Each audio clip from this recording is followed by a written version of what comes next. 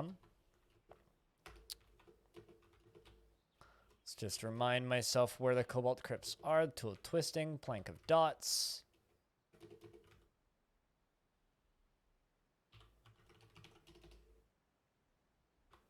Put your marker into the chat, and then I tabbed out, and then I'm like, why is the game not working? Well, it's because I tabbed out. Silly.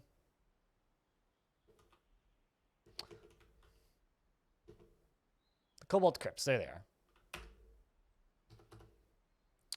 So the Cobalt Crypts have a number of towers close by and a bunch of destroyed old forts around here. Although it's hard to tell what is the Cobalt Crypts and what is the true gravel. So that could be a place we could embark on. There's very scary shit very close by.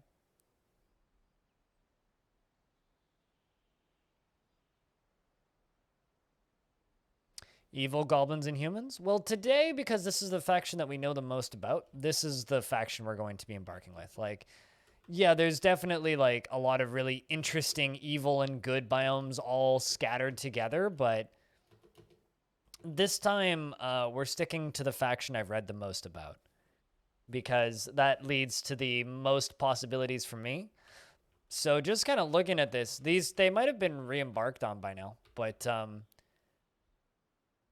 there's quite a few spots we could embark on. Or alternatively, we could go like up here somewhere and re-embark on like this over by the Dagger of Steam, where this whole Dwarven Civ has like fallen. These are all evil forts now. They're all goblin owned.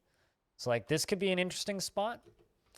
But even here, it's just like there's humans, elves, zombies, dwarves. Like, there's everything right here in this small spot. Like, literally everything. Like, no matter where I embark in this area, there's going to be multiple towers close by. So, I guess if we go for exactly what I want to go for, which is kind of a military-focused because I don't always do military focused stuff. A lot of the time it's like economy focused. Like I much lean in the direction of like let's be passive, but every now and again it's fun to just sit down and fuck up some zombies, you know. Some guy, what up? It's good to see you. Also responds to the beer emoji. It also responds to the beers emoji and HS cheers. I'm trying to get like a comprehensive guide of every single beer. Including some really like small streamers beer emotes as well. Like if you know anybody who has a beer emote and you post it in my chat, I will add it. But yeah, so like somewhere around here is where we are going to embark and or re-embark rather. And I guess my lore reason for this existing is purely defending against the evil hordes that are invading the Cobalt Crypts. Because the Cobalt Crypts are like very stable, all things considered. If you want to read the stories of the first two queens of this civilization, they are written down over in the document for this world, which can be found over at !Dayfort Season 2. This is the actual document itself. If you tab over on the bottom and go to Legends, those are the stories that I have about the Cobalt Crypts. This is one that was written by Vin. So if you want to see some various different stories about this world, you can do that over there. And if you want to help us discover stuff about this world, send me a Google Doc and I will add it to the list. How's the 1,000-Year Fort going? Pretty good. Everything's pretty stable over in Long Death. We'll be playing Long Death tomorrow on the older version, but the new version came out, so we're starting up a new season of Day Forts, which is my one-shot. I play through a whole fort in a single stream series. Normally we do this on Saturdays, but since there was a new version, we had to build a world. So I spent yesterday kind of prepping the document and setting everything up. So let's jump into this. So the way this works is I've cloned the current version of the world, and it's available for download. You can go download it in the Google Doc.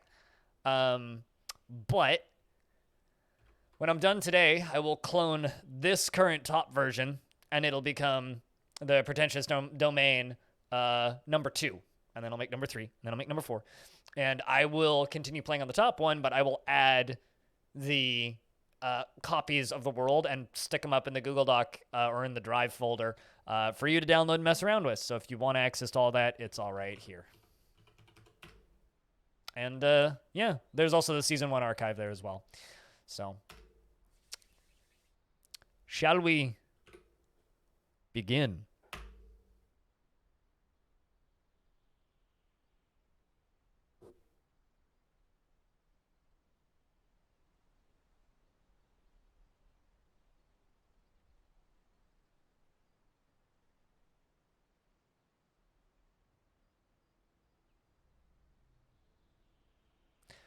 Although, I'm going to go top off my coffee. And when I get back, we'll embark. Be right back.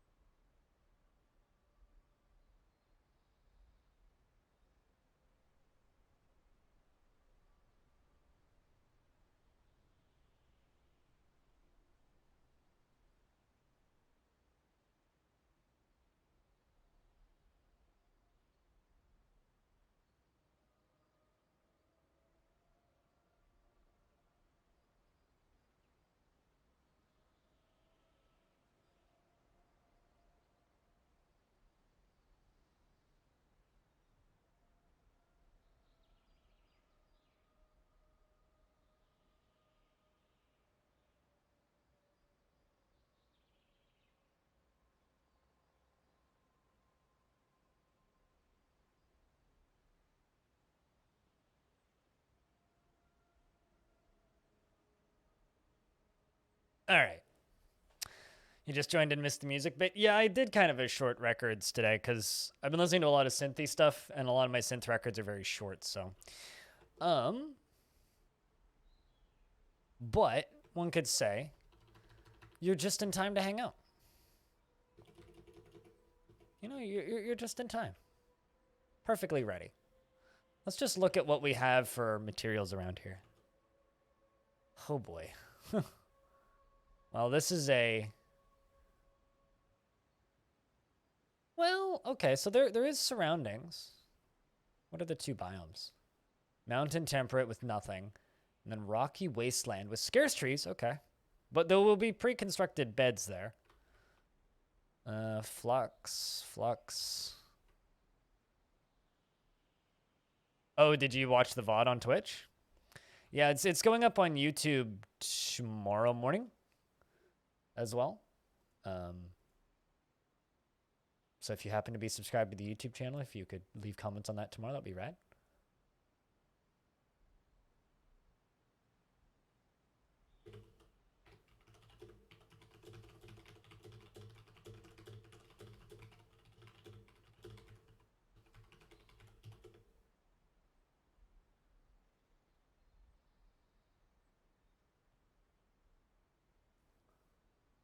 But I mean, you should also try it because it's free. I mean, anybody who is even remotely interested in Ultimate ADOM should just try the demo. Like, honestly, that's very much the case there. But yeah, we're just kind of looking for a spot to embark because we're doing probably a reclaim fort today. There's quite a few forts here that we could, in theory... Ooh, that one's sinister. The static axe.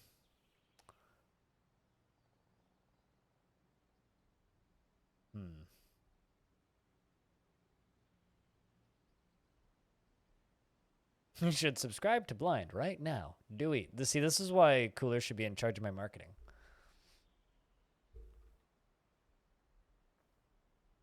I love how this whole area is sinister. Like, it doesn't look like it. It's like calm, sinister, calm, sinister. I guess it's like all these this thing just like spreading out the sinister stuff. There's also haunted like around this guy. Just kind of poking around and seeing what we have biome wise. Zoom out just a little bit. Get a little bit more of a view here. It's like everything is just in range of goblins, humans. Really? I thought that there was elves around here. Oh, I see. I'm in the wrong spot. Duh. Elves around here. There we go. We're also in active war with the tower, so that's cool. These are both cool spots. I wonder who has control of this tower. I do quite like this spot because we're not immediately in range of a tower. What biome is that on? There's no metal though. Heavily forested.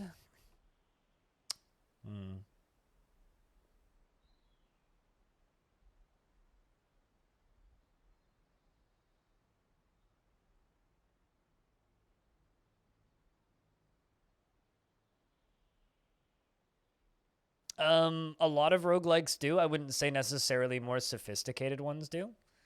But creatures simply dropping the thing that they happen to be carrying is common in some roguelikes. Not necessarily in all. So there is that. It's just one of the that was more of just a throwaway comment, not really a criticism. Just more of a the bats have dropped this. The bat dropped a sword. Why'd the bat drop us? That's more just me commenting on stuff. It's got less to do with the quality of the game itself. It's fine if bats drop loot. It's just kind of funny. That's all. I've always found that amusing in games where like, oh, I kill a wolf and it drops $10. And an axe. It's like, what? So I find that kind of funny. It's like in Lost Flame when a rat drops money. It's like, well, what?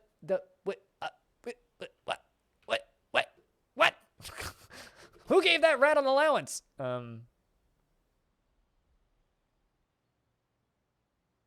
I mean, a lot of games have very mob-appropriate loot, but it depends on how serious the game's being, right? All right, so let's see what we can reclaim. Jesus, this area got wrecked. Holy shit. Wow.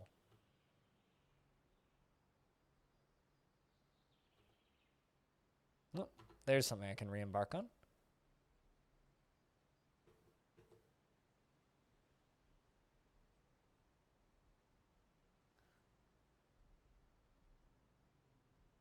Rampart Meetings. 56, the courageous boots of the Cobalt Crypts founded Rampart Meetings. In the late summer of 168, the Inky Triangles defeated the courteous boots of the Cobalt Crypts and took over Rampart Meetings, as the new government was called the Cavernous Gates. All right. Let's see, what's our other options for that area? In 42, the Righteous Hatchets of the True Gravel. Oh, so this was a True Gravel fort. Founded Rim Gleams. The True Gravel defeated the Tangle Citadels and pillaged. Oh, really? So they must have lost it earlier. Then they pillaged their own fort. That's a little bit of ways away. This was one of the ones I was looking at. This one doesn't have any metal, though. They died to a bronze colossus?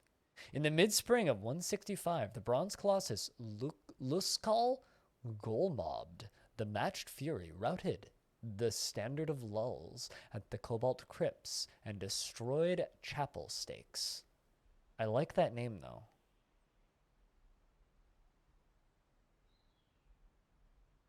I don't really stream either of those now, Charles. I've never gotten into DCSS. I did get into NetHack briefly a bajillion years ago, though. By a bajillion years ago, I mean I didn't play it for very much. I was more of an ADOM Angband tome person. Like I don't know. I just kind of skipped over DCSS. Is Snake Hatchets still around? That's not on the stockets for today. I think Snake Hatchets is something we'll have to deal with later. But yes, it is still around. I'm not even sure where on the map it is. To be honest with you, I haven't actually like gone around and found it.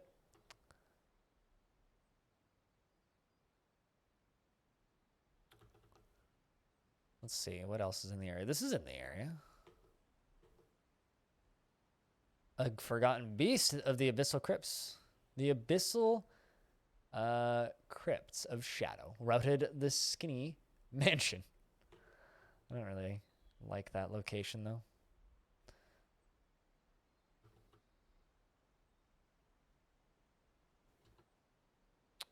That's a pretty good one. The inky triangles defeated the courteous boots of the Cobalt Crypts and took over the Rampart meetings. And the new government was called the Cavernous Gates. I really like this location, but I wish that the one up here that got routed by the Bronze Colossus had metal, because it doesn't have any metal. So we'd literally just be going off of what we can scavenge, which is probably quite a bit. But yes, Conquer Snake Hatchets could be a further flung goal. But we'd have no metal. So we'd literally just be working with what we can find.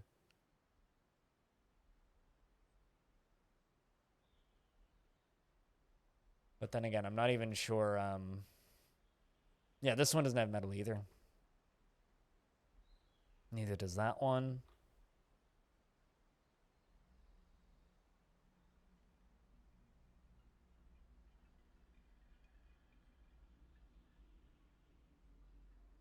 But yeah, no, if you want NetHacker DCSS, you probably gotta watch, especially if you want to see those games played well, you gotta watch ToneHack.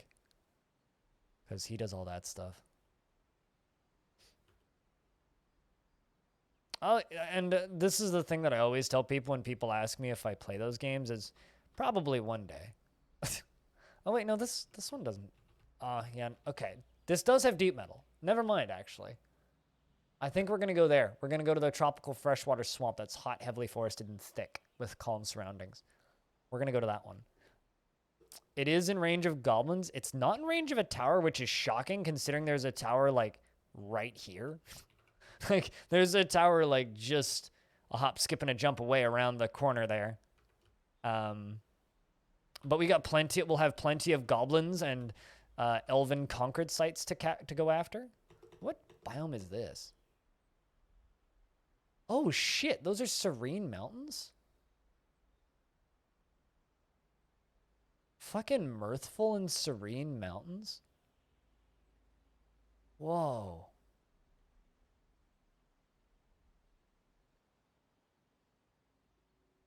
Check out this double biome. Haunted and mirthful. I mean, it's right on the front doorstep of a of a tower, so that would be scary as hell. But look at that. That's intense. Food for future thought, though. You don't see that without fiddling about with World Gen very often.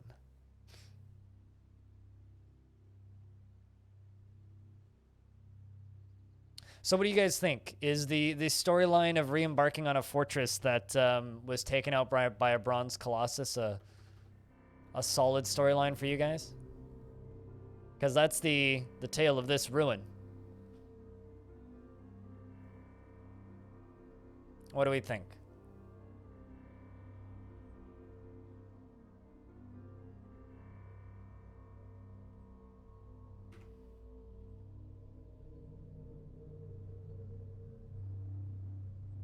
I think that's what we're rolling with.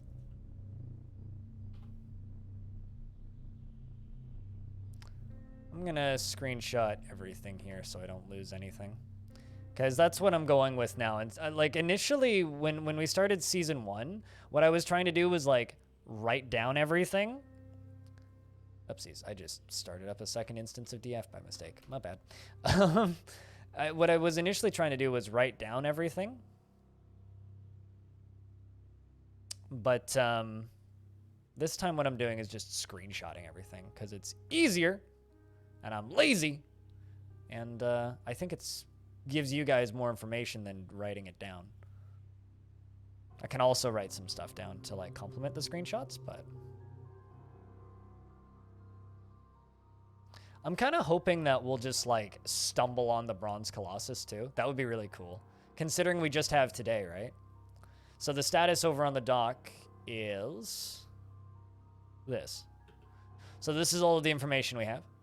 We got screenshot number 1, which is the ruin that we are re-embarking on. If someone could do me a huge favor, download the world save, pop it open, look up our Bronze Colossus here, find out what actually happened, find out the kill count, and see if we could, you know, do anything to commemorate those that died.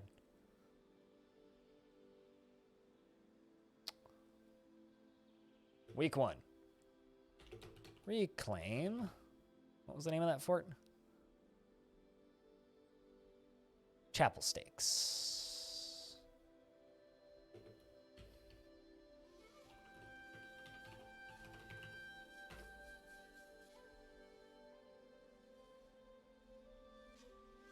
There we go.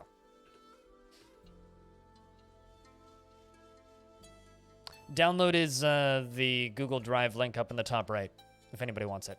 All right, yeah, let's reclaim it.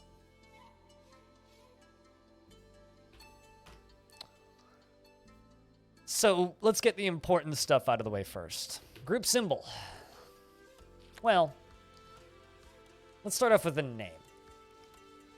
So we are kind of like a... I've got my population cap set to 80. We're kind of a military crew. Military is going to be the priority. Food is probably going to mostly come from the surroundings. And gathering.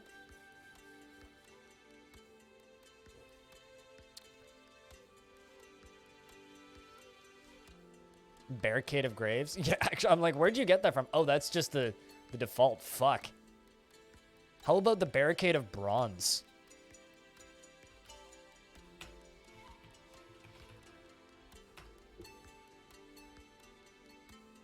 Yeah, see, with me and Zapdos, we on the same wavelength here. Right as I said that. What about something with bronze in it? The Barricade of Bronze. I'm liking that. That's pretty fucking good. That's pretty fucking good. I think that's gonna be our group name. The Barricade of Bronze. I mean, we can also Tholteg Kilrud just sounds really fucking cool. I'm not gonna lie. Tholteg. Why not just Bronze Barricade? Because for the group names, I like going with the thing of thing. For the actual fort name, I will go with the thing. You know what I mean? Words are fun.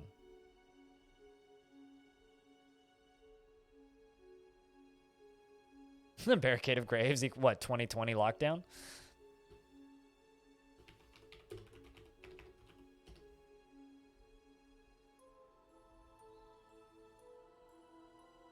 I mean, I'm not just trying to build real life, but...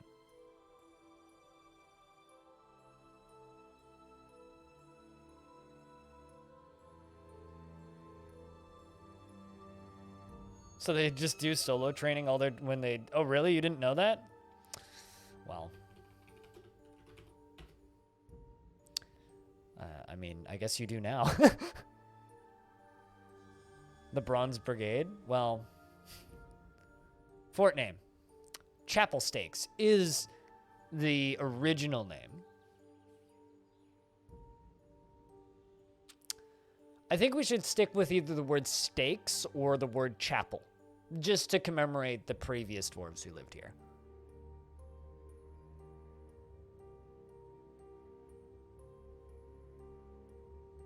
The Bronze Chapel. I mean, nobody's good at Dwarf Fortress, Night Witch. Don't worry about it.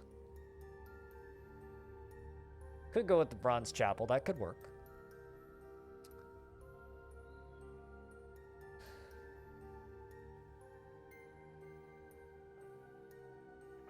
Because we're the Barricade of Bronze. But maybe I don't want too much. How about... I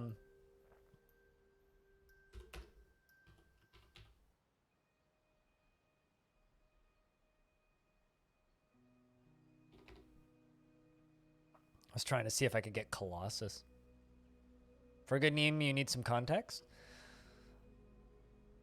Well, I think I don't know how much you've watched of this, if anything, previously, Roadblock, or if you're brand new.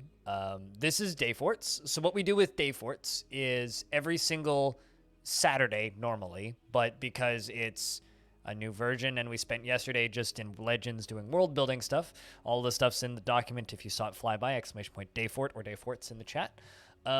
We come up with a theme, we embark, we play out the fort, and either I retire it or abandon it in the same stream.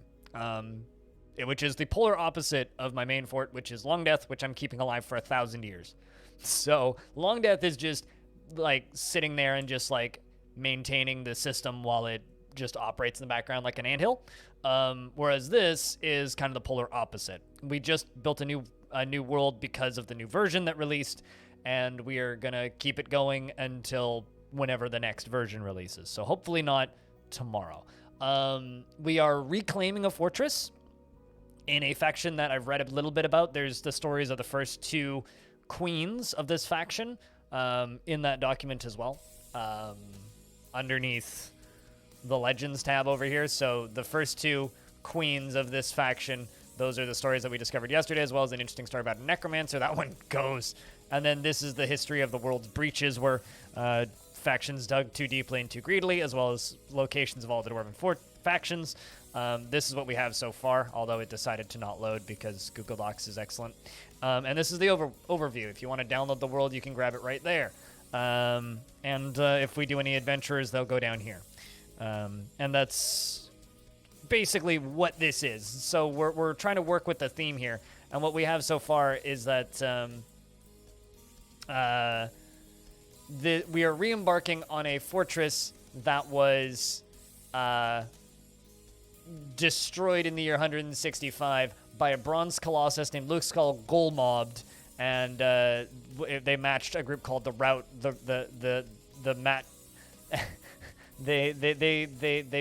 They were routed by the bronze colossus. I don't know why I'm unable to speak today, but so they were routed by the bronze colossus, and we are re-embarking on that fortress to go and smack some necromancers, basically. So I'm going to be embarking and building up a military crew as quickly as possible on the generated world.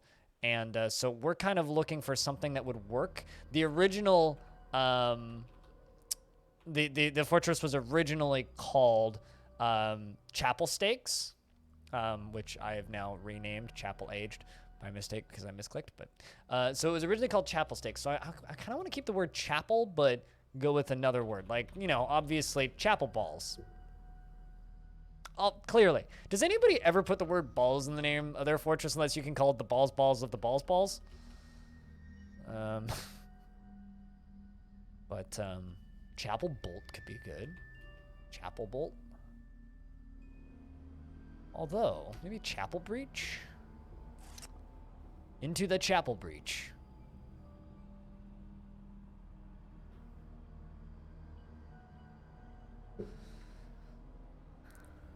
Chapel Brunch. Definitely. Chapel Smash.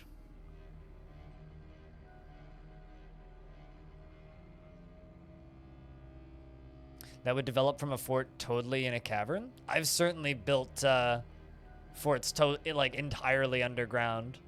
They're kind of fun.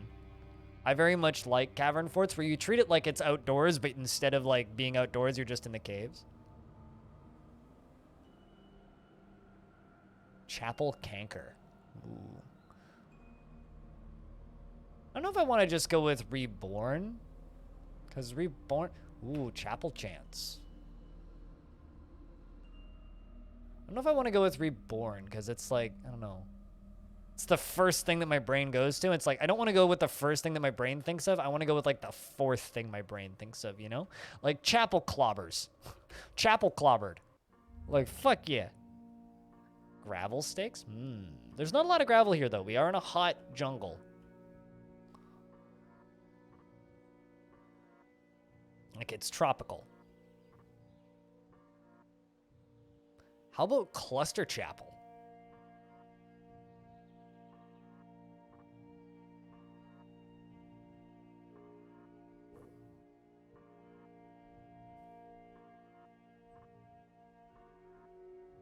You're going back to 100% Sekiro.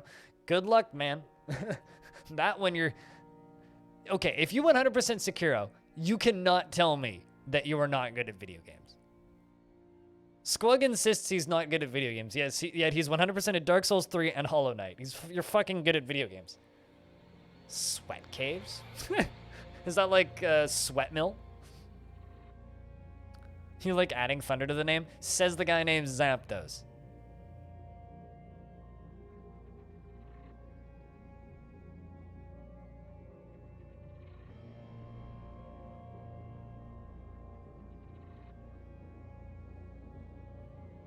I mean, the chapel crumbled.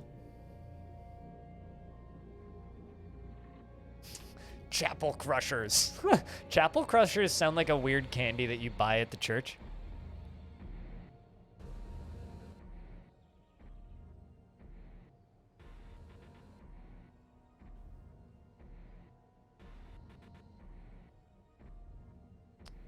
Chapel crypts, maybe.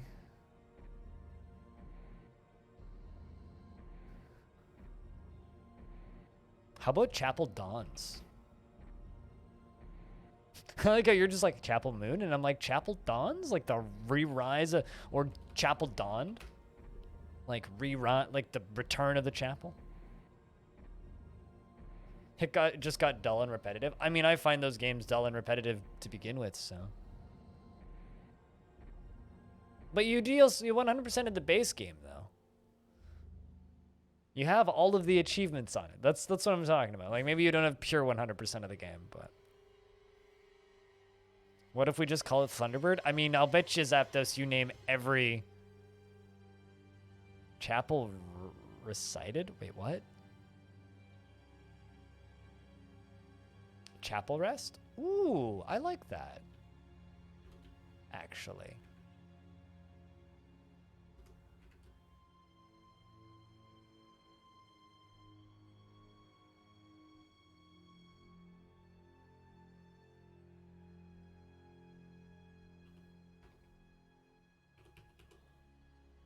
But Chapel Rest is not available.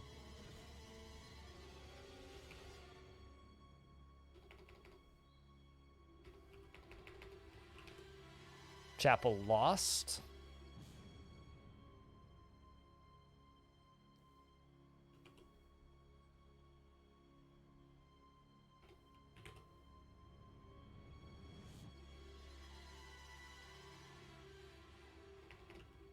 I don't think slumber is a word, no. Chapel Sludge.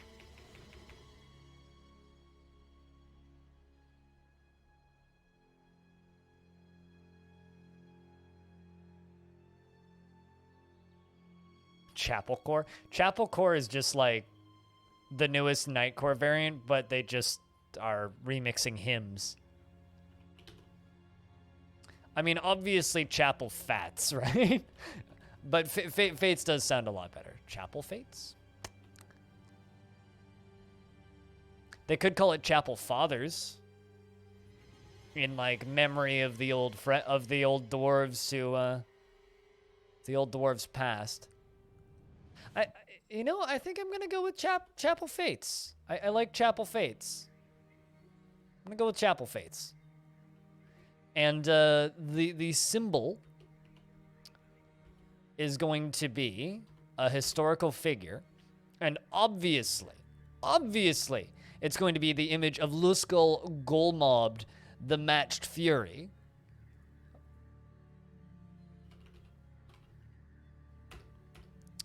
An image of Luskull Ghoul Mobbed, the Matched Fury, the Bronze Colossus, and an image of dwarves.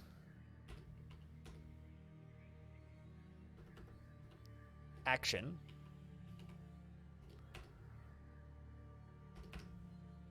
This is an image of Luskull Ghoul Mobbed, the Matched Fury, the Bronze Colossus, and dwarves. Luskull, Matched Fury, is fighting with the dwarves. The two queens, the Chapelmothers. Ooh. Ooh, damn. Ooh, damn, that's good. I might have to go back and call it Chapelmothers. But let's just name this first. I'm gonna call it the bronze. Oops.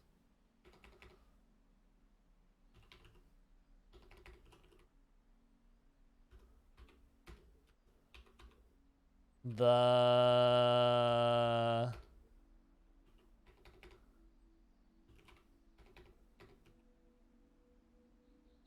Bronze Death. Yeah, I like Chapelmothers. I think I'm gonna swap it out for Chapelmothers.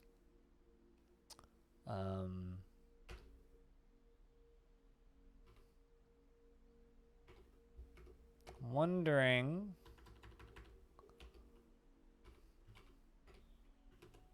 I was wondering if I could make something that was colored cobalt.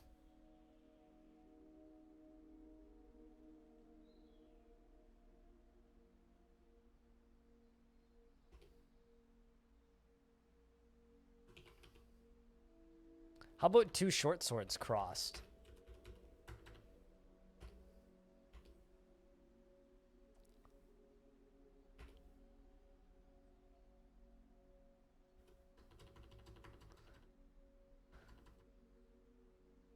The swords are laughing.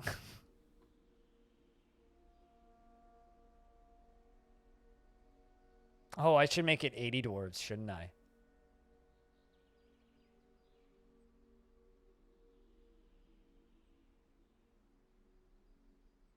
The swords look confused.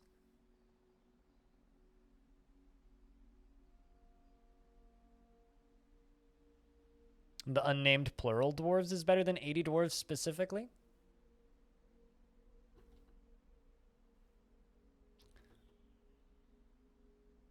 So I'm kind of imagining that the swords are like behind it, kind of in a line like this.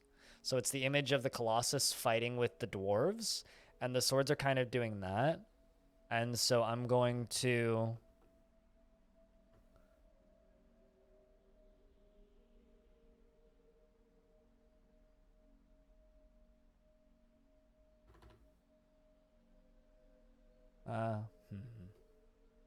Maybe not.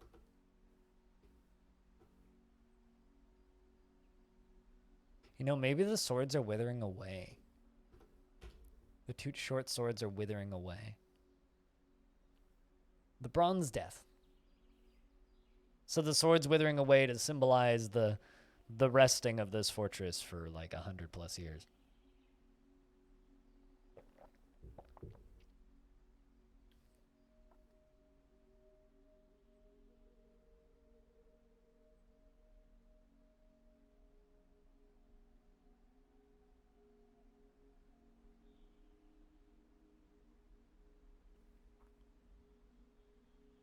Needs to add more image options? I tend to agree, yeah. I wonder what this screen's going to look like in the Steam version. If they're going to do any procedural imagery. I'd kind of doubt it. But it would be really cool if we could get like something similar-ish to what URR does. The first time you think of this now. Military reclamation of an old fort, pillaging the local population for supplies.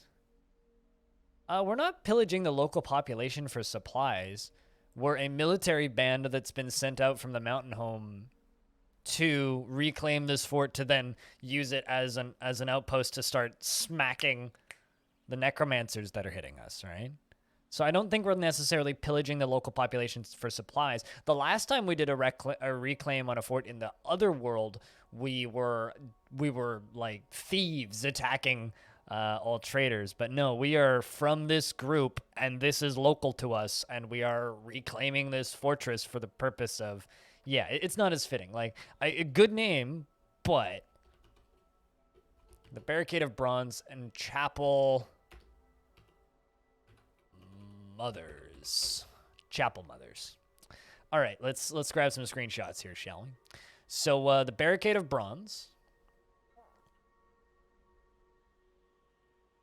Also, Rosat Thababror. Chapelmothers. Fort name is now listed as Chapelmothers.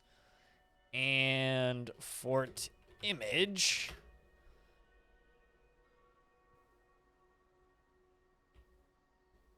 or the symbol, rather, is the Bronze Death.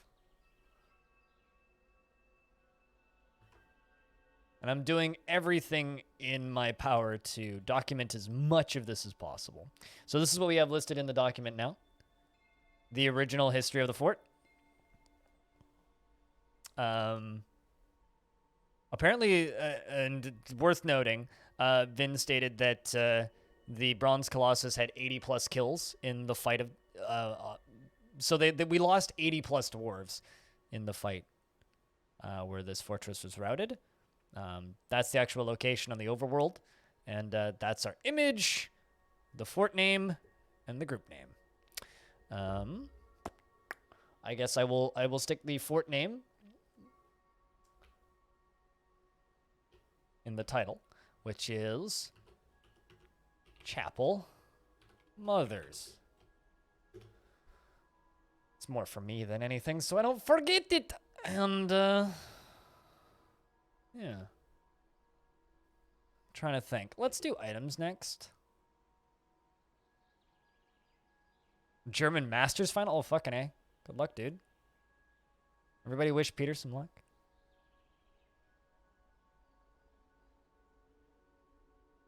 I mean, Dwarf Fortress already has procedurally generated creatures, and we're getting procedurally generated art in the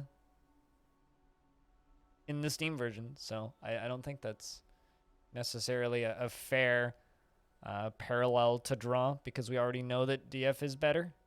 Quite literally, we already know that it's better. So there's that.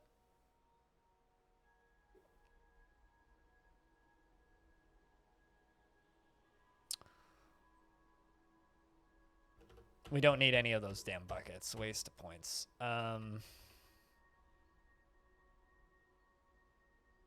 I need the cloth? I'm going to keep the bags, because bags are a pain in the butt. But I'm going to take less thread, almost no cloth. I'm going to have to make some, but let's bring only 2 ropes.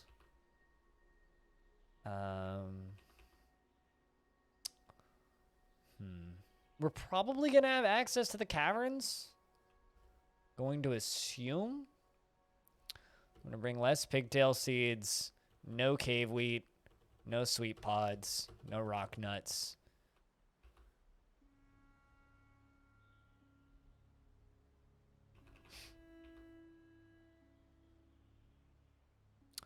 Now, do I bring more battle axes, or do I assume that they have axes and weapons?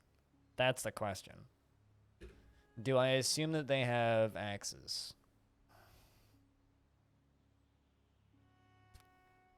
Because, like, embark forts, reclaiming forts always have some materials, right?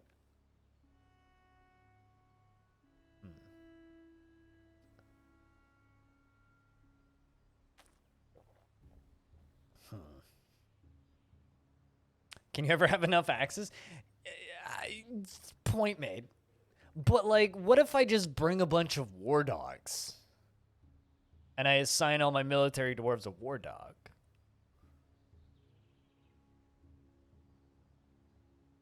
OpenAI made a DALL-E which can make an image from a string of text. DF or DF mod can make that work.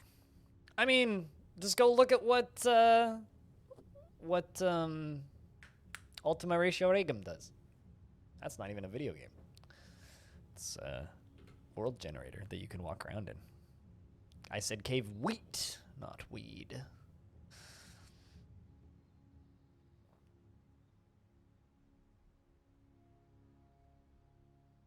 Pet and a weapon?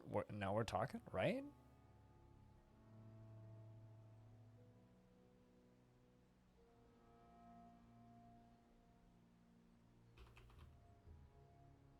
You know, I'm still wondering how many worlds Krug Smash had to generate to have a world where those beetles that he modded into the game literally saved that faction. I'm, I'm still wondering how many worlds he had to generate. Um,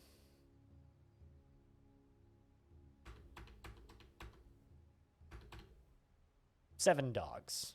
7 dwarves and 7 dogs. What if, like, we make the headcanon that the Cobalt Crypts just use dogs, war dogs, as part of combat?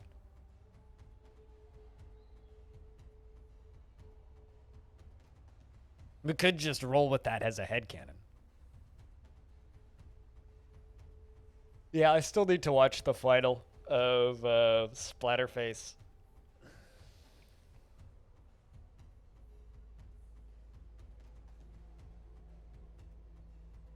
Might have just been happenstance. I won't say what I know, because it lifts the veil a bit. How's the beginning of day for it? Pretty solid so far. If you want to catch up, all the information's up in the doc. Also, chat, is if there's anything that you guys want me to document in the document that I'm not documenting, I said the word document too many times in that sentence, let me know. Because I want people to be able to follow along with this world, right? That's the whole point, is that people need to be able to follow along.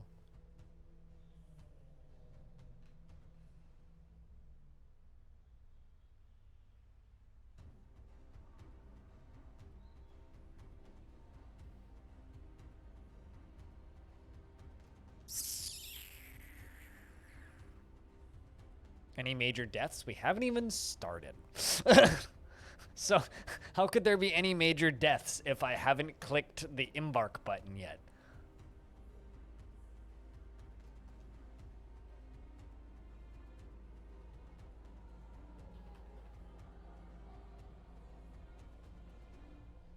I'll just say this, Zapdos. I know too much about how this game works. So we're not bringing an anvil because this fortress will have forges. We're only going to bring 1 pick. Hello, Caro Cat.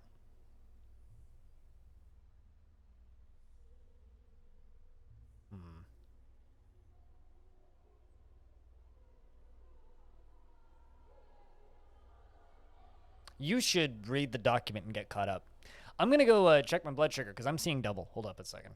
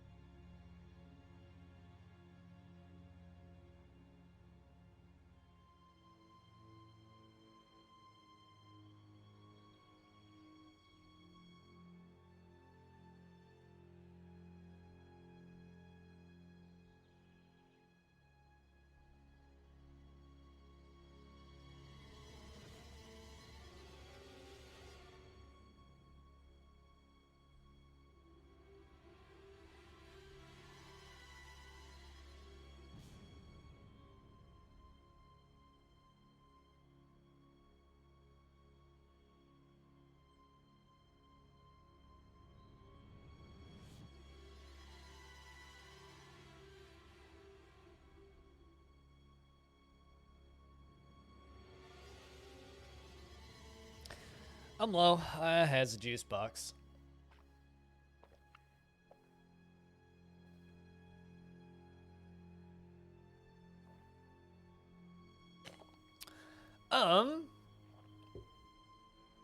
What do you mean by clean out my specs? Clean my glasses? No. I'm a type 1 diabetic, so if I start seeing double, it means my blood sugar is off. So I stab my finger and figure out where we're at. And I'm low, which means I literally can't brain properly, which is why I was stuttering earlier. So I has a medically prescribed juice box.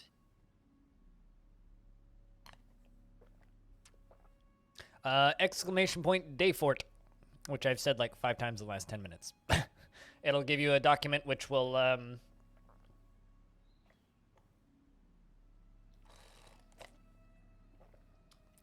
hopefully get you caught up. With a needle.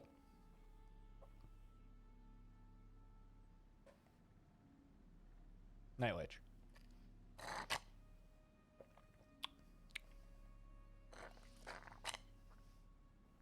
It's all good, don't worry. How's the cars? Are they still going fast? Hello? Yeet. We're on season 2. Season 2! Not season 1. Season 2 is in the title. Season 1 was on last version. Season 2 is on this version. It seems like they're still going. Good to know. It would be bad if they weren't.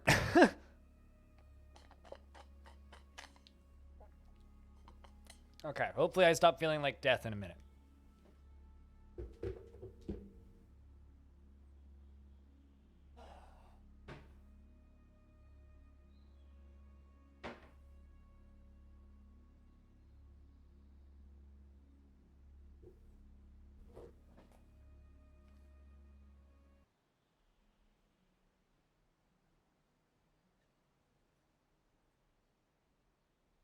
You meant mentally? Well, I mean, every time I have to eat food, I give myself an injection, so.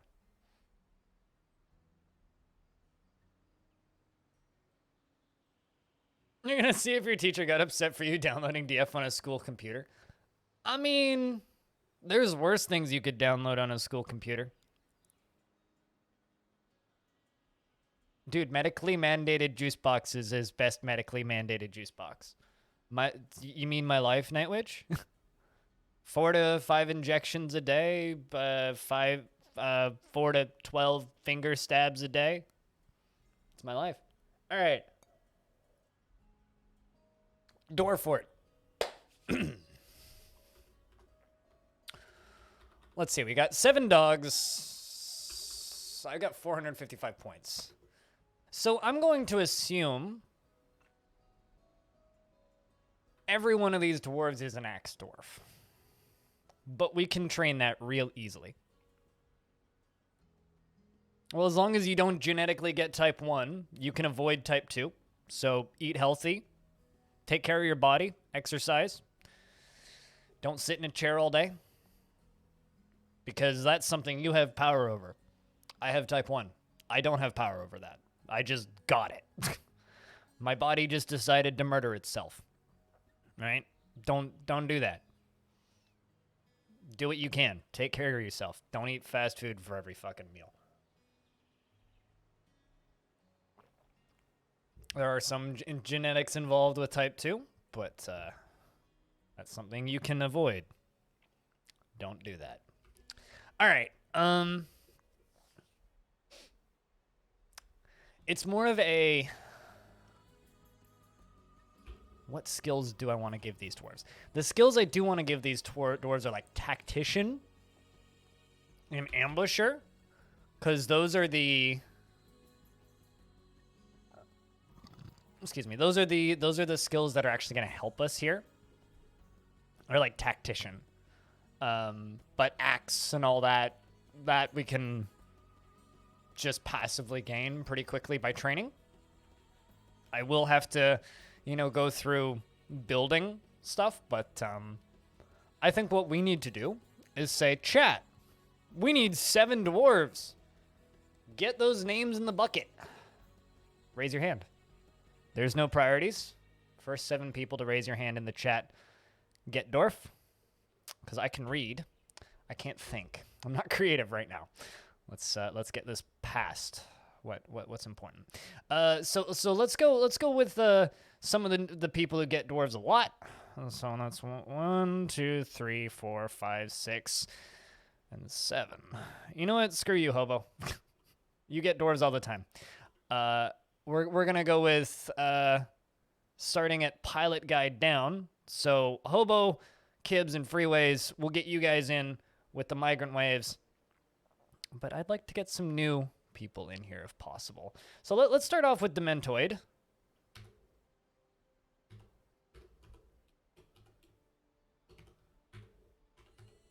Demonoid. That's first. Let's get Authority in here. Gold Poke volunteered to be passed. But you know what? Never mind. Hobo's crying. We'll give Hobo a dwarf. Okay. Gotta keep Hobo happy. Because if Hobo gets upset, then we're not gonna have Hobo sounds in chat. We'll give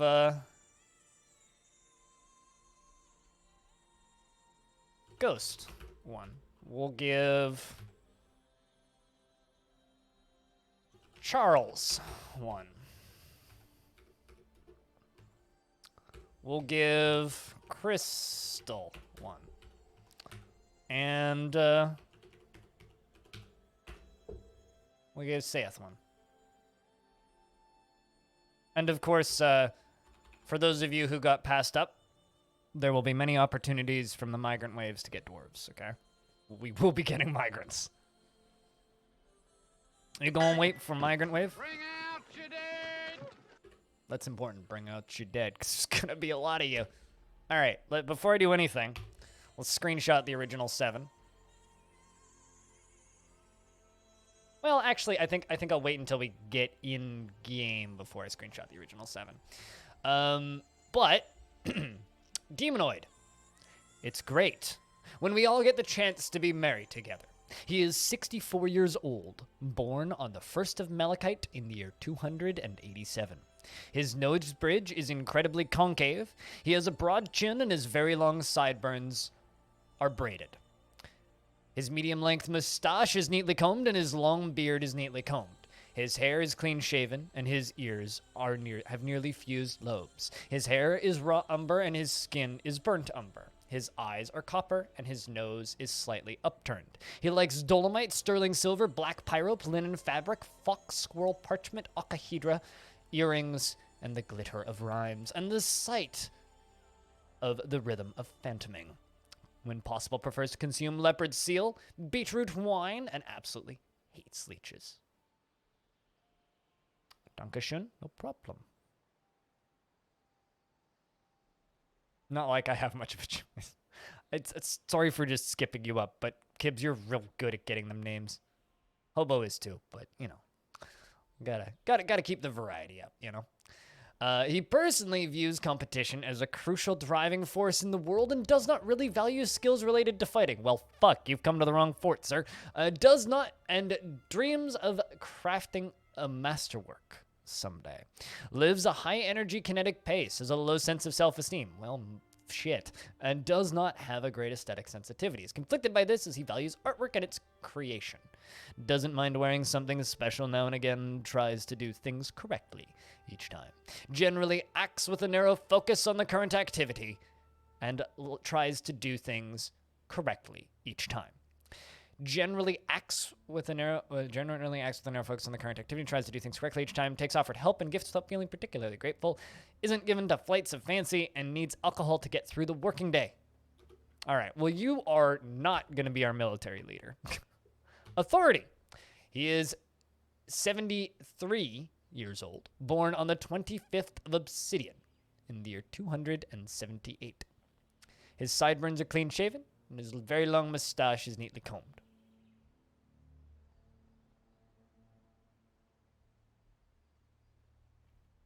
prefers leopard seal. Very spoiled dwarves. You know, you gotta club all them seals. You know what I'm saying? His sideburns are clean shaven. His very long mustache is neatly combed. His extremely long beard is neatly combed, and his long hair is arranged in double braids. His copper eyes have large irises, and his nose bridge is somewhat concave. His eyelashes are quite long, and his hair is raw umber. His skin is pink. He likes sandstone, fine pewter, topaz, finger lime wood, and ibex leather. Mountain goat hoof, and the color sea green, short swords, and the words of the beige flute. When possible, prefers to consume longland beer. Good shit. And kangaroo's milk. Absolutely hates moon snails. Personally sees sacrifices wasteful and foolish, and finds those that develop skills with weapons and fighting distasteful. Uh-oh. But dreams of mastering his skill. He is generally quite confident in his abilities when undertaking specific ventures, often feels envious of others, and occasionally overindulges, lives a fast-paced life, and considers altruism foolish. He is slow to anger and has a calm demeanor, and it takes offered help and gifts without feeling particularly grateful. Generally is interested in what others think of him, and he tends to form only tenuous emotional bonds with others. He is a friendly individual, moved by art and natural beauty, and often feels lustful. Rarely happy or enthusiastic, and is conflicted by this, as he values parties and merrymaking in the abstract. He is pleased by his own appearance and talents, and needs alcohol to get through the working day. Hobo. He is 79 years old, born on the 25th of Felsite in the year 272. His very long mustache. He has a very long sideburns that are braided, and a very long mustache is arranged in double braids. His medium-length beard is arranged in double braids, just like real life, and his hair is clean-shaven. Hobo, is your beard long enough to braid? I don't think it is. His hair is clean-shaven. That's not accurate to reality. His slightly wide-set, sunken copper eyes have very large irises, and his nose is extraordinarily broad. He has an angular chin, and his nose bridge is concave. His ears are somewhat short, and his eyelashes are quite long.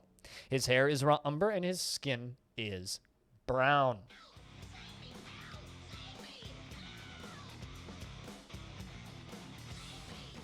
Crypt Cry Sub Baby. The other person with the V at the start of their name, Vess. Thank you for keeping that sub alive. For 9 months. That sub baby. You get to name it. It's yours. I'm not taking responsibility for this shit. This just in, blind. Not a good dad. Leaves the baby with whoever had it originally. You get to keep it. Otherwise, do you have any idea how many kids I'd have at this point? Jesus Christ, like hundreds. I think. Sometimes cruel. I mean, spoilers zapped us. He personally values peace over war and finds the pursuit of knowledge to be a waste of effort and respects perseverance. I love how these are all super peaceful dwarves and we're just like, yeah, we're going to war, boys. He is very friendly and always tries to say nice things. He is sometimes cruel and tense and jittery. He is very greedy and does not easily hate or develop negative feelings. Doesn't often feel envious of others, and he is grateful when others help him out. He tries to return favors, and he tries to do things correctly each time. Does not go out of his way to help others, and does not often feel lustful. Finds obligations confining, though he is conflicted by this for more than one reason. He tends to think before acting and is assertive. He is assertive, and he is quite polite. He tends to be swayed by the emotions of others, and his tongue sticks out when he's trying to remember something. And he needs alcohol to get through the working day. We got hippie dwarves? Kinda, yeah. That's fine. They'll learn. Which is funky, because they're like one of the few factions that's holding off the onslaught of darkness in this world. He likes Sapphire Helm's pigs for their sense of smell. Okay. And the sound of the sweetness of verse. And the rhythm of phantoming. Ghost! He is 55 years old, born on the 19th of Hematite in the year 296.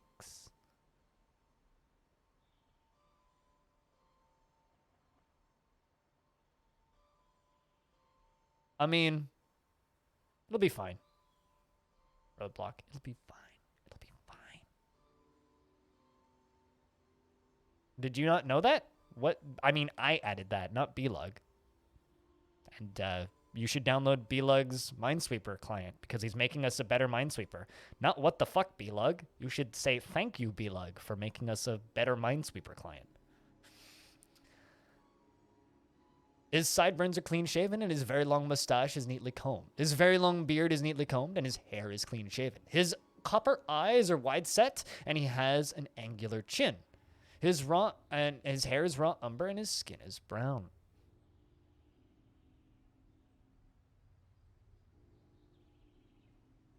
Well, I mean, sometimes people who hate war have to go to war, right, Pump Spawn? Do what you gotta do, Squug. See you when you get back. Clearly, you don't pay attention to anything because there was an at everyone in Discord, too, about it, Zapdos. You're too busy posting RimWorld memes. He personally finds those that engage in trade and commerce to be fairly disgusting, respects the law and finds the pursuit of skill mastery off-putting, doesn't really see the point of working hard, but dreams of crafting a masterwork someday. He is a nervous wreck and utterly humorless. Well, all right. Great. He is a nervous wreck and utterly humorless. He is easily moved to mercy, and he is confident under pressure. I think we found our farmer, yet feels strong craving, urges, and seeks short-term rewards, and doesn't go out of his way to help others. He is not inherently proud of his talents and accomplishments, and he tends to hang on to his grievances.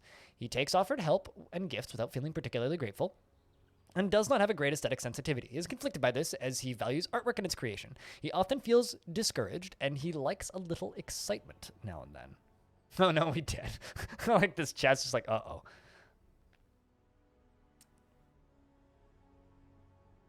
But, yeah, I think what the fuck to me adding a command to chat, because Blug doesn't add anything, is just in poor taste, Zapdos. So, I think you owe Blug an apology. In fact, I think you owe Blug a comment on Blug's boring Minesweeper client. So click on it and leave some feedback after downloading it and trying it for that response. Click on the link and help us out. Jesus. He is rarely happy or enthusiastic, and he is conflicted by this as he values parties and merrymaking in the abstract. Needs alcohol to get through the working day.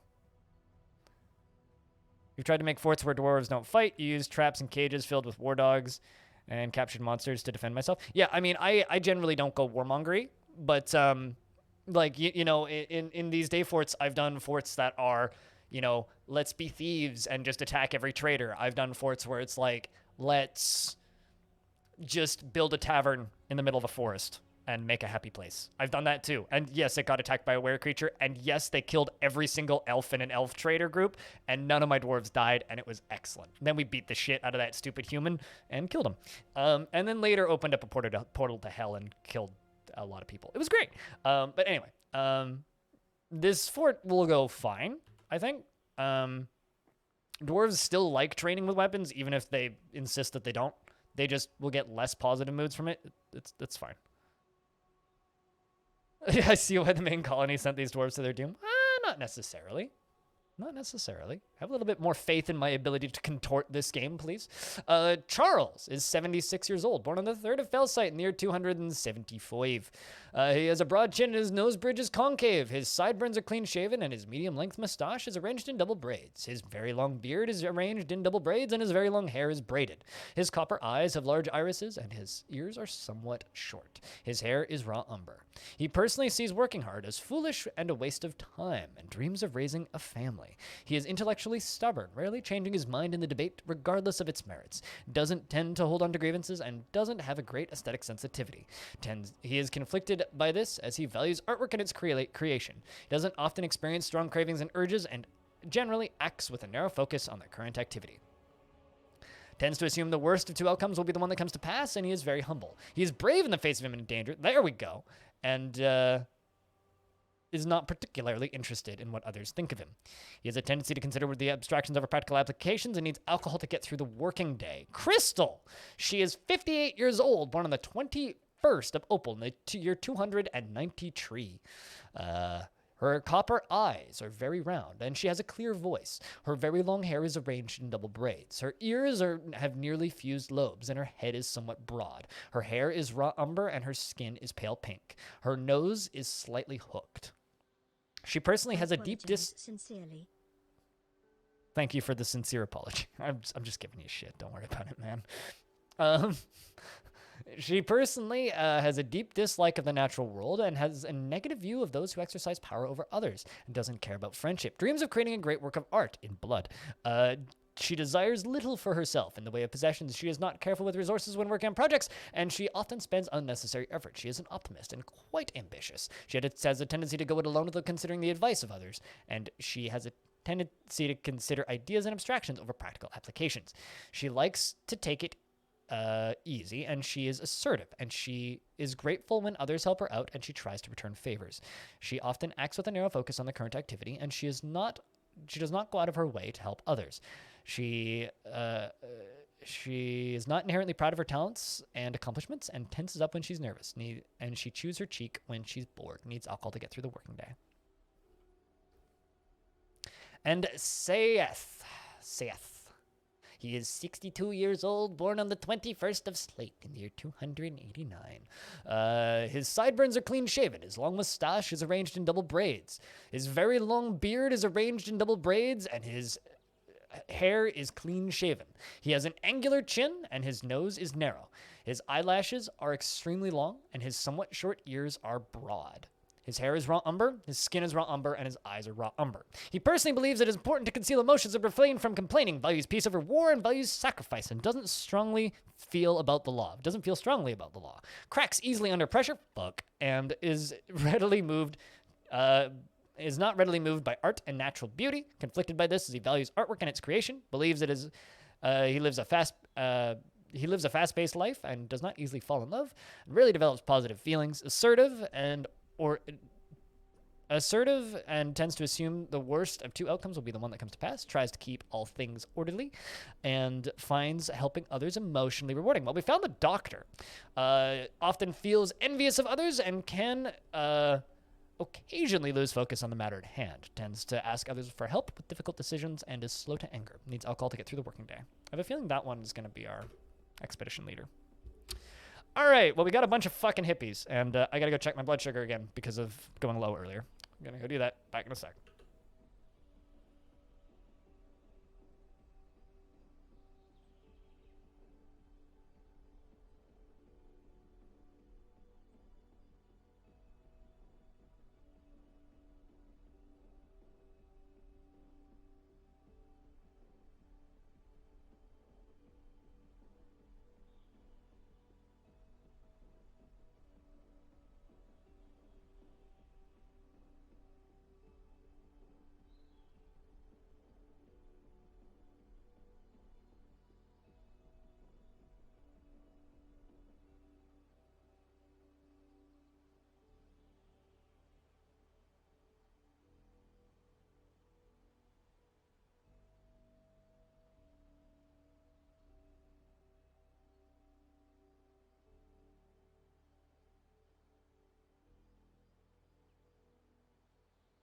Hypoglycemia?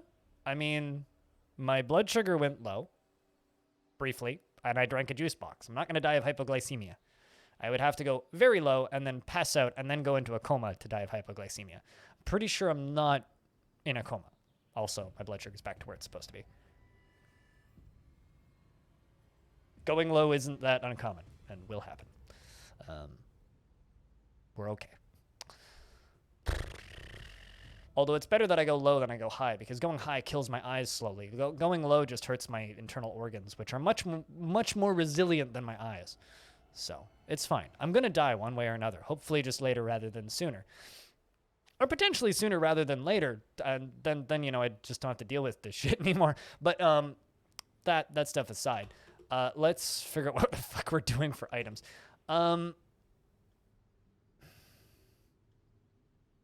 Cheese has no carbs and would do absolutely nothing of value. Well, very few carbs. It does have carbs, but it's a very low number of carbs, so cheese is actually real bad. Juice, on the other hand, real good. Yeah, it only hurts my internal organs. Yeah. But it would taste good? Not if I'm in a coma and can't taste anything. Actually, what happens if something real bad happens is Hobo or B-Lug calls my mom, because my mods have my mom's phone number. And so if I die on stream, my mom will know. Although my mom's probably watching. Hi, Mom. Where are we going? What am I doing? What am I giving you? Am I giving you Ambusher?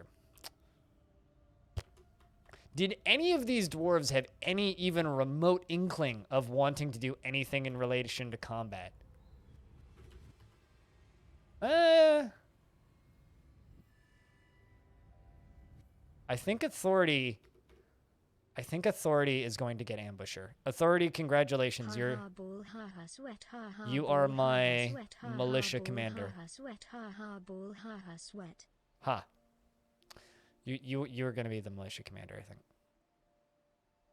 The second to last woman dwarf? She didn't have any inkling towards combat. What are you talking about? Dreams of creating a great work of art? Like, she's brave, but that doesn't matter. That's no help. No, I want someone who's actively, like, made happier by fighting stuff.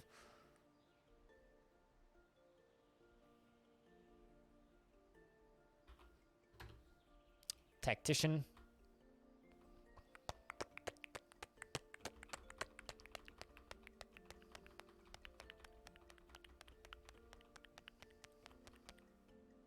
Well, I mean, that was me adding flair. No, you just want to create a great work of art. I was the one who added the in blood part. That was my writer's flair, I guess. Hey, B-Luck, what up?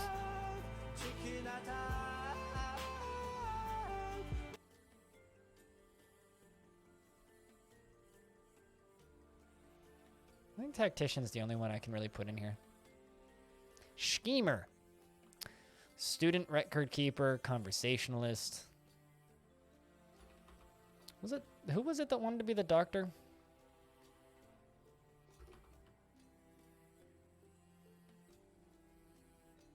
You liked it? Well, it's not true. So.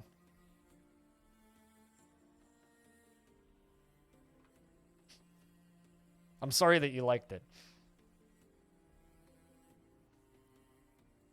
So Tactician makes ambushing better, which is the only skill that's really important when invading people. That's it. Tactics is very important when sending your dwarves into fight, and the only way to really train it is by raiding people. Basically stating that Authority is going to be our militia commander off the start. And then aside from that, I think that's it that I'm going to spend on people, because everything else can just be trained. Well, I'm bringing 4 bronze actually, I'm going to bring 2 bronze battle axes and just hope that there's axes around. Can we somehow make it true? No. There is no way for me to make it true. I'm sorry for trying to add flair to your character for the fun of it, because now you're just too attached to it. I made a mistake. I will never make this mistake again, Crystal. You return. Success.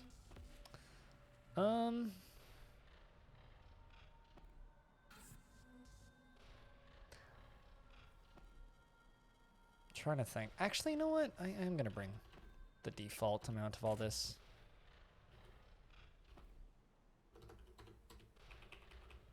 I'm going to do that. I'm not going to worry about any cats.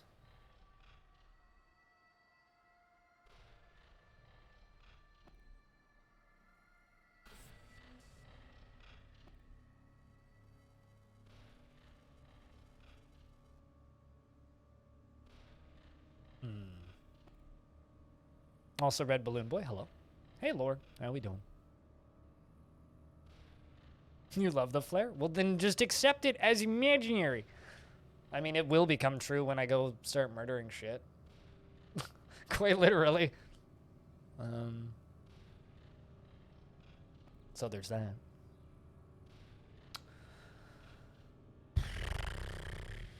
I don't know what to bring.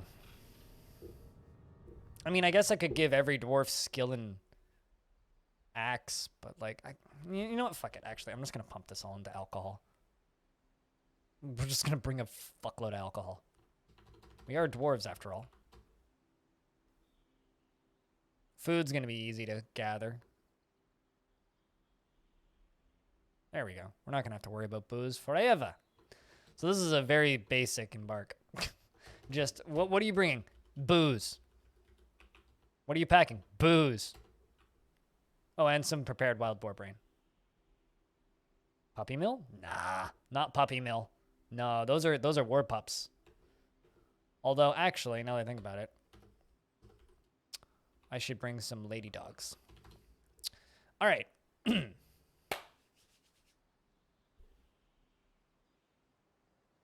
Just like IRL, invest in all the booze. Or synthesizers, whatever works. But I think that's us. We are the fortress of Chapelmothers, reclaimed fortress that was originally called Chapelstokes, which in the year 165 was destroyed by a bronze colossus. Our group name is the Barricade of Bronze. And our image is the Bronze Death, an image of Luskel Globe Mobbed, Matched Fury, the Bronze Colossus, dwarves, and 2 short swords. The dwarves are fighting with the Bronze Colossus. The 2 short swords are withering away. 2 short swords, of course, symbolizing the 2 queens of our civilization. The Bronze Colossus symbolizing the destruction of the fortress once before.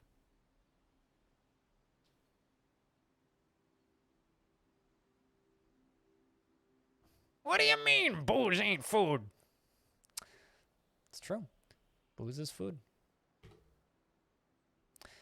You have arrived after a journey from the mountain homes into the forbidding wilderness beyond. Your harsh trek has finally ended. And I lost my spot. Your party of 7 is to make an outpost for the glory of all Moses. There is almost no supplies left except for the booze. But with stout labor comes sustenance, whether by bolt, plow, or hook. Provide for your dwarves. You are expecting a supply caravan just before the winter entombs you. But it is spring now. Enough time to delve secure lodging. Ere the Egat Ficod's soldiers get hungry. Oh my. Oh my. A new chapter of Dwarven history begins here, at this place. Rostatis. Chapel Stakes.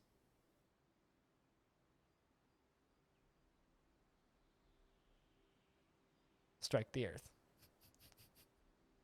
Should I screenshot that? I should screenshot that.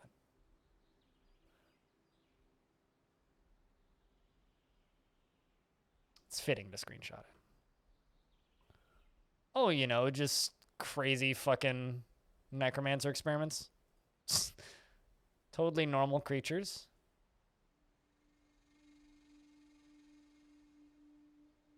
I hear they're good on toast, though. Fun at parties. Oh, we ain't no peaceful bunch of dwarves. They might think that way, but, like, peaceful people join the military all the time, right? And have to go and do things they don't want to do. Let's pause the game.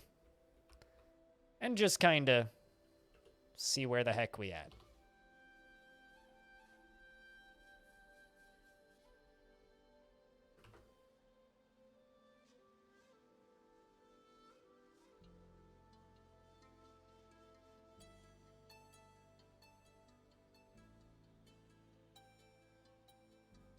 Just working on the dock in the background. Well, I'm seeing some musical instruments and stuff. Seeing our entrance. Let's see, who got expedition leader? Charles got the expedition leader. Well, congratulations, Charles. Authority is still going to be the militia commander, though. The Golden Joys. Authority, this is your squad. So let me ask you a question. What do you name it?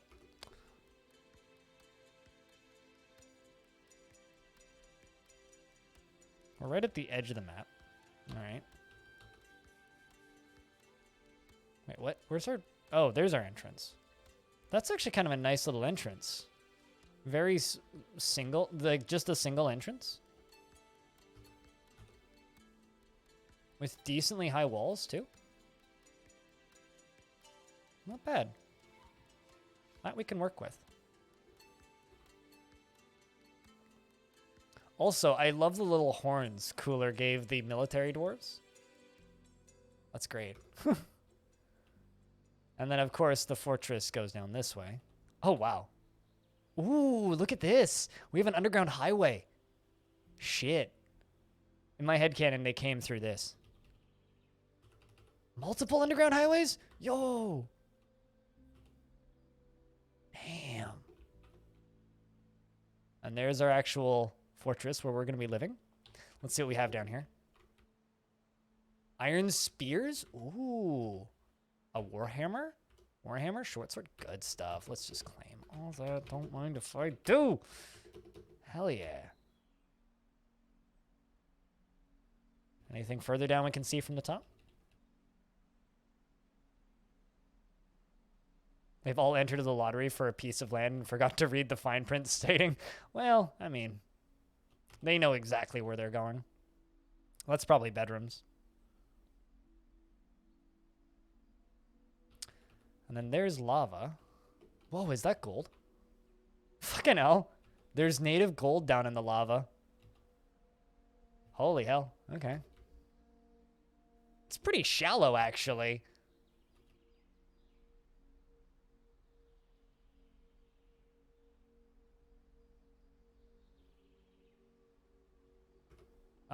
Not at all, because it's not a nice fort in the slightest. If you ever suggest something like that again, I'm going to time you out, because it's not funny, Diamond. All right, let's jump down here. Let's see what's going on. I do, however, really like this.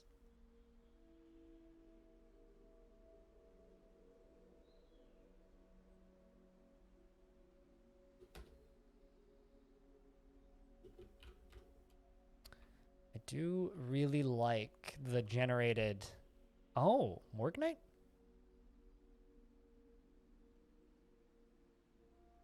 No matter the cost of the miners? No, we're not. Gold's worthless. The fuck? Why would I do that?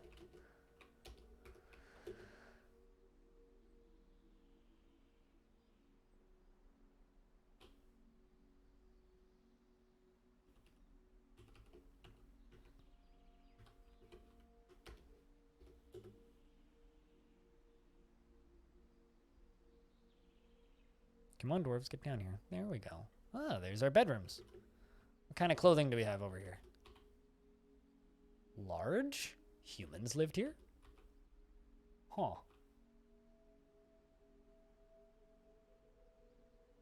Interesting. That's fascinating.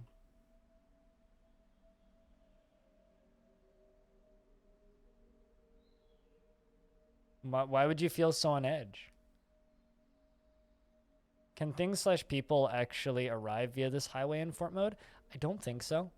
I mean, Forgotten Beasts can, but...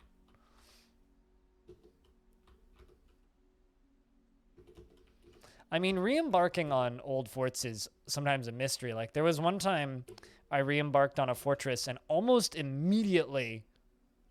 Mangoes? Motherfucker! We rich! I re-embarked and almost immediately realized that there was magma men in the basement. So, like, yeah, it can be kind of spooky re-embarking on old forts sometimes. Okay, why are these forges here when there's, like, more forges, like magma forges in the basement? Yeah, no, it is really neat running into them. I always like... The best one ever is when you just naturally break into caverns and it's just... full of those highways, and I've certainly done that before.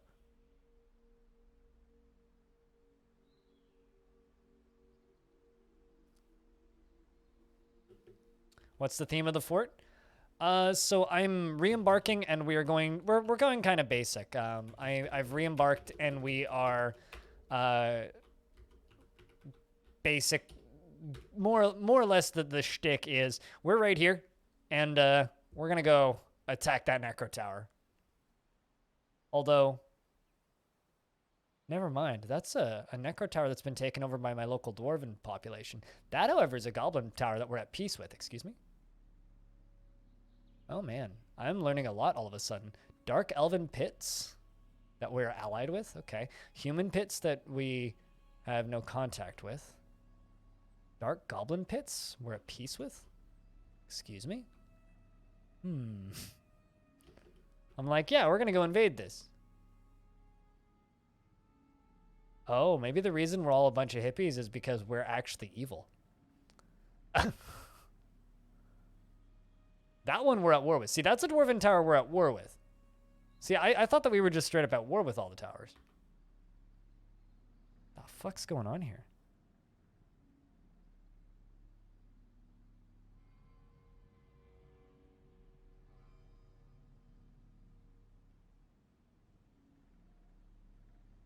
Like, this is confusing to me.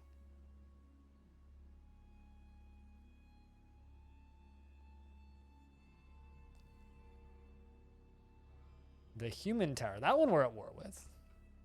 Anyway, we're going to hit these Necro Towers is the actual plan. I didn't realize as much of this stuff had been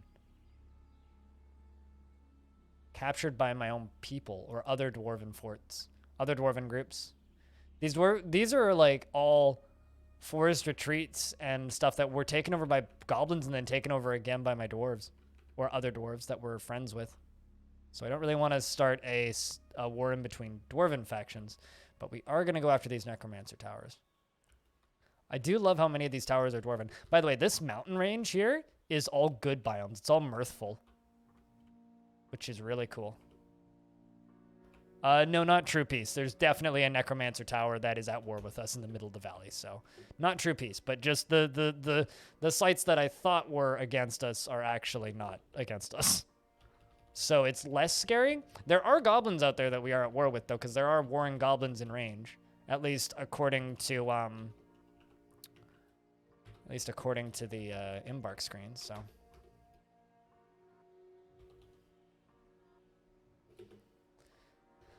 All right, well, I do have these forbidden magma smelters. Let's claim all those. So those we're going to be using. And I'm a little bit bothered by the fact that none of those bedrooms that we found actually had any beds in them. And why they're all full of large people clothing. Tall people. Hey, Keytrax, what's up? What's up here? Let's see what we have. Tons of food. Okay, there is clothing in there. Ooh, maces and spears. More weapons, good stuff. Also some helmets.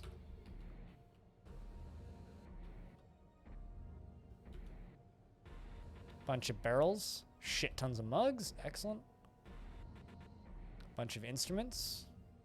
Some more barrels. Some tables. We do indeed have weaponry. We have plenty of weaponry. Weaponry is not a problem. All right. Well, this room I think we're going to make into our tavern. And we need beds. And I don't think any of these have any beds in them, which is a little odd. Same with these lower layers. Like all of this stuff over here, there's no beds, which I think is a little odd. Let's actually just run down to here. Just see what we find.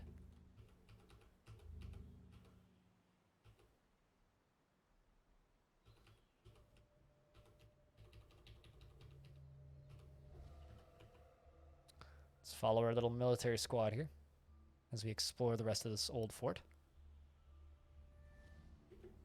All right, we should see what's on the map. Okay. It's just, you know, fire imps. Wrong button. That's the button I was aiming for.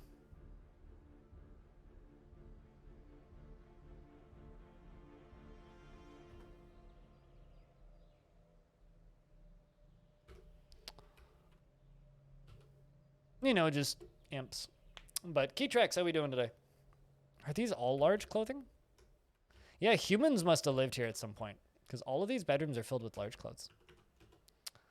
All right, so let's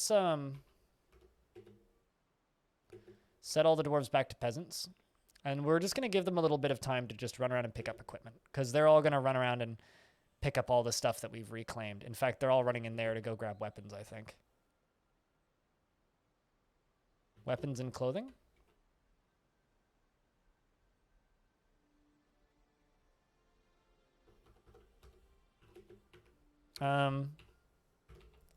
Let's just make a food stockpile back here. Maybe don't fill the whole thing up. Everything but seeds.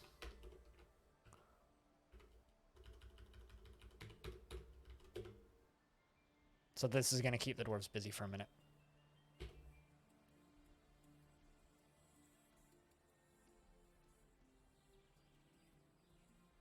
Just deliver, what, like a holiday present? I mean, that's sweet.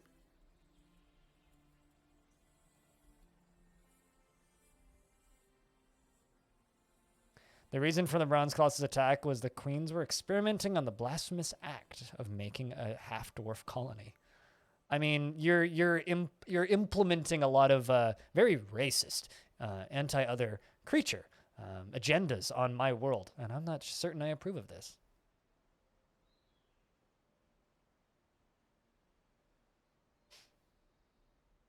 If you're against other races, then unfortunately we're not going to get along very well.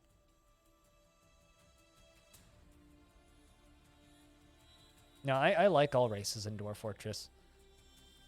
I think it's one of the strengths that Dwarf Fortress has is its ability to showcase how different races can get along. Because none of them are inherently evil, and I think that's really cool.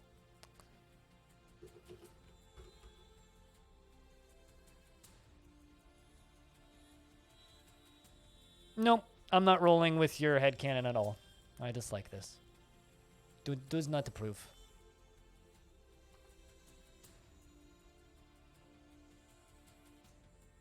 Although there is a bard that's visiting. I need to check out who that is in a second. A human bard. Fitting. I mean, the humans are our allies, so I would assume that some humans have stayed here since this fort was destroyed.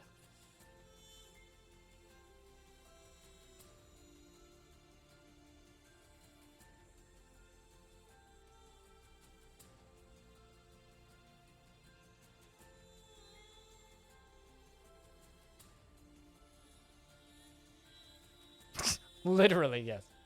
Isn't that like actually the textbook definition?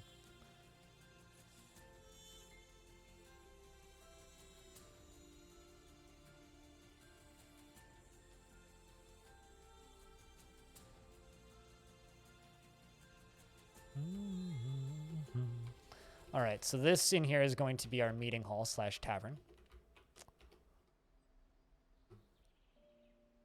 Sign location, the Gilded Honeys. Sure, that works. Inn / tavern. Oh, did I make 2? What? How did I make 2? Long-term residents only.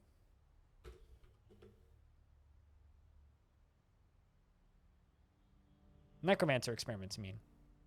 Large clothing is just a bug? Probably.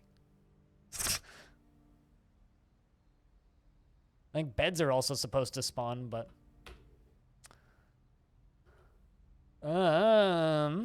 War training. Let's give just the first one I pulled. Crystal. Animal care. And animal training.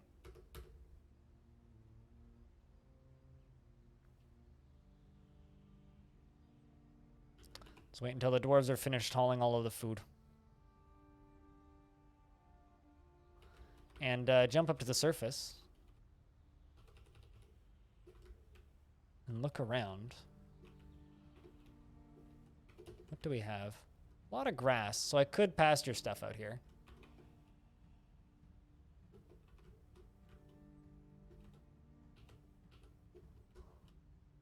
You know, dwarves are actually very accepting creatures based on DF lore. It's the players that remove that from dwarves. In most cases, most dwarves, except other races and cultures. It only becomes an issue when they start invading. And the only reason goblins are inherently evil, no, they can't. Night Witch. And the only reason goblins are evil is because their races are unfortunately enslaved by demons from the underworld. So even the goblins are inherently good. Let's build some tables. I do have tables up on the surface. What you talking about, game? Oh shit, that's okay. There's a this is set up as a public tavern. Nah, we'll get rid of it. We'll deconstruct all of these, all of those. Remove that. Remove that.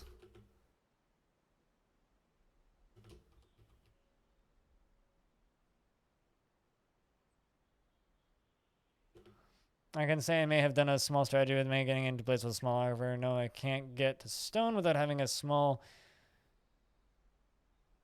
Really? Wait, what tier of aquifer is it? It can't be that big. I mean, most aquifers are like tiny. So like, why would a small aquifer be an issue? Make a weapons stockpile and maybe a finished goods stockpile. I'm not sure yet, but right now we're knocking down those tables and chairs and bringing stuff down. Also, hi Alexander, what's up? Everybody decided to tune into my stream today. To what do I owe such an honor? Blatant rigging of the system. I call a redraw.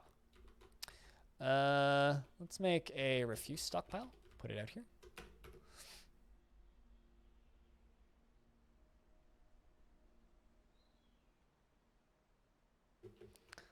Also, let's give you carpentry and wood cutting, because I need somebody to go underground and hack down all them trees. Whoops, nope, that's up.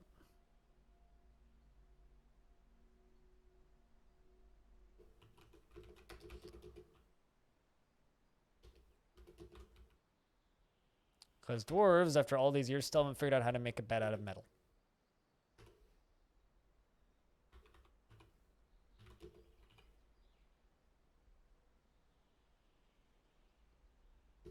What are you hauling, actually? Bronze battle axe, okay. Now you're gonna go fell a tree. Perfect. Well, giant mushrooms, but yes. And I need to. We'll give Charles, the expedition leader, mining, and we'll give Crystal. Well, you've got animal training. We'll give you the stoneworking stuff, so I can get a mason shop up and running.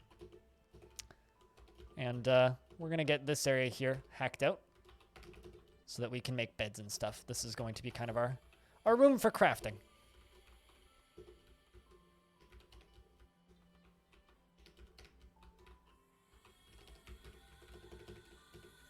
Start ripping some of these doors off so I don't need to make doors. No. Bum, bum, bum, bum, bum, bum. Bum, bum, bum, bum, bum, bum, bum, bum, bum, bum, bum, bum.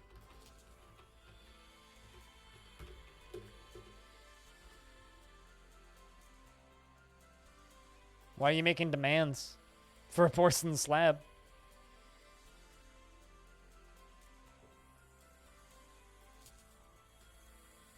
Oh, speaking of bugs, I think all these walls are smoothed.